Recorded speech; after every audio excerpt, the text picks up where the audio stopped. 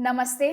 29 मार्च 2025 को शनिदेव काल चक्र की आखिरी राशि मीन में प्रवेश करेंगे। यहाँ पर वो 2.5 सालों तक गोचर करेंगे। इस बीच वो एक बार मेष राशि में प्रवेश कर जाएंगे, लेकिन वक्री होकर के फिर से मीन राशि में आ जाएंगे। लेकिन फाइनली वो 23 फरवरी 2028 को मीन राशि से निकलकर मेष राशि में प्रवेश कर जाएंगे और एक काल चक्र को समाप्त करेंगे, जिसके बाद एक नए काल चक्र की शुरुआत होगी। पिछले 5 सालों से शनिदेव मकर और कुंभ राशि में गोचर कर रहे थे, जहां पर वो काफी कंफर्टेबल थे क्योंकि वो उन्हीं की राशियां थी। इसीलिए लोगों को अपने कर्मों के फल मिल रहे थे, मेहनत के परिणाम मिल रहे थे। लेकिन अब शनिदेव गोचर करेंगे मीन राशि में, जिसके स्वामी है गुरु।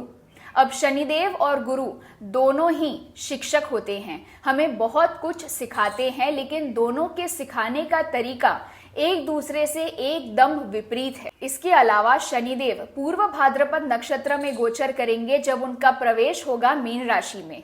पूर्व भाद्रपद नक्षत्र के स्वामी भी गुरु ही हैं और इसी नक्षत्र में राहु भी गोचर कर रहे हैं। यानी अब लोगों को 2 शिक्षक मिलकर सबक सिखाएंगे। शनिदेव ठंडी प्रकृति के होते हैं, वहीं मीन राशि जल तत्व की कारक होती है। यानी जल तत्व में अब उत्पात मचेगा।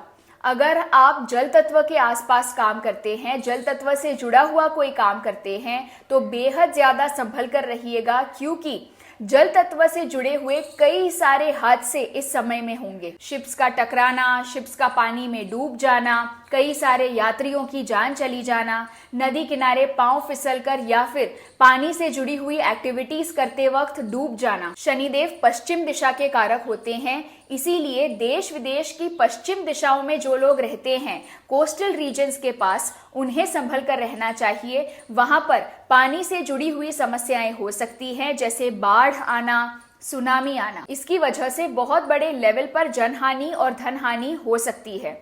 इसके अलावा सबमरीन्स में दिक्कतें आ सकती हैं या फिर सबमरीन से जुड़े हुए हादसों की खबरें भी मिल सकती हैं। ये समय बच्चों के लिए, यंगस्टर्स के लिए, स्टूडेंट्स के लिए बहुत ज्यादा कठिन होगा।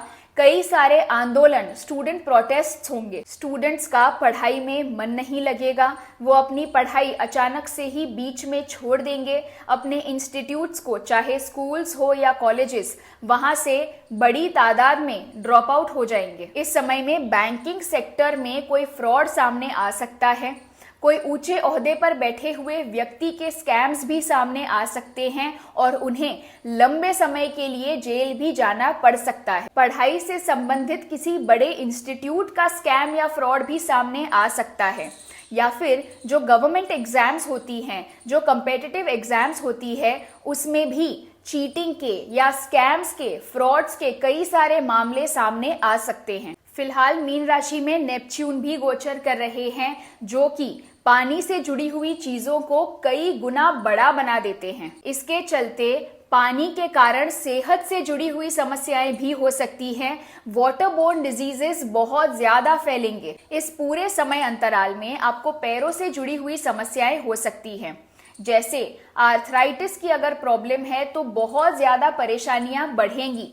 इसके अलावा पैरों की नसों का खिंच जाना, पैरों के पंजों में दर्द होना या फिर चोट लगना। आपके पैरों के पंजों को गीला तो बिल्कुल भी मत रहने दीजिएगा, नहीं तो उससे और कई ज्यादा बीमारियां आपको हो जाएंगी।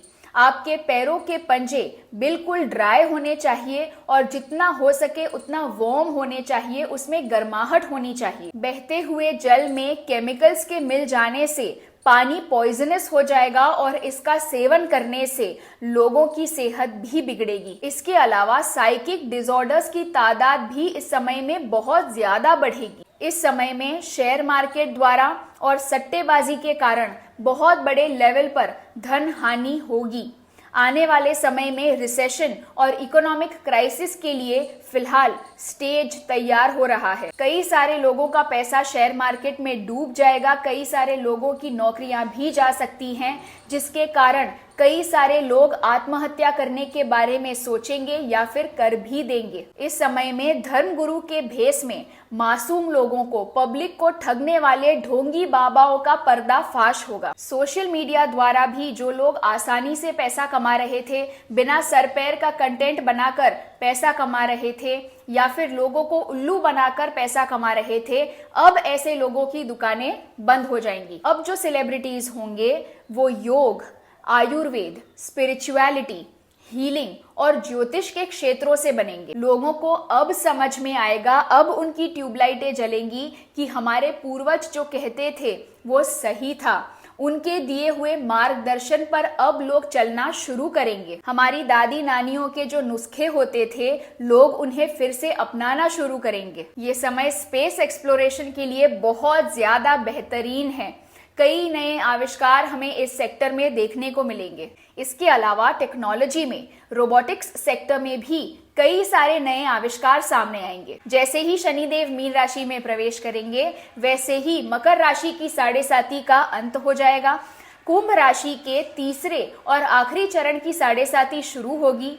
मीन राशि के दूसरे चरण की साढ़े साती शुरू होगी और मेष राशि की साढ़े साती प्रारंभ होगी। इसके अलावा कर्क और वृश्चिक राशि वालों की शनि की ढैया समाप्त हो जाएगी। साथ ही सिंह और धनु राशि वालों की शनि की ढैया शुरू हो जाएगी। अब धर्म की राशि में कर्म के देवता पधारे हैं, तो आपको धर्म कार्य करना ही पड़ेगा। जितना ज्यादा हो सके उतना दान पुण्य कीजिए, गरीब लोगों की सहायता कीजिए, बुजुर्गों की, मजदूरों की सेवा कीजिए। इसी से आपका उद्धार होगा। जितनी आप भगवान की भक्ति करेंगे, उतने ही आपके बुरे कर्म कटते चले जाएंगे। भारत में भी कई सारे विदेशी पर्यटकों का सैलाब आएगा। धर्म, शास्त्र, योग, आयुर्वेद के ज्ञान की खोज में शनि के मीन राशि में गोचर करने से सबसे ज्यादा नकारात्मक प्रभाव यूनाइटेड स्टेट्स ऑफ अमेरिका पर पड़ेगा। सबसे ज्यादा इंटेंस प्रभाव इस गोचर का अप्रैल 2025 से लेकर 18 मई 2025 तक देखने को मिलेगा, क्योंकि तब शनिदेव और राहु दोनों एक साथ मीन राशि में होंगे। तो ये थी जानकारी कि सार्वजनिक रूप से शनिदेव के मीन राशि में गोचर करने से क्या क्या होने वाला है। अगले वीडियो में मैं आपको बताऊंगी कि इसका 12 की 12 राशियों पर इंडिविजुअली क्या प्रभाव होगा। तब तक मेरे साथ जुड़े रहिए, अपना ख्याल रखिए और मुस्कुराते रहिए। बड़ों को आदर, छोटों को प्यार। वीडियो देखने के लिए बहुत बहुत आभार।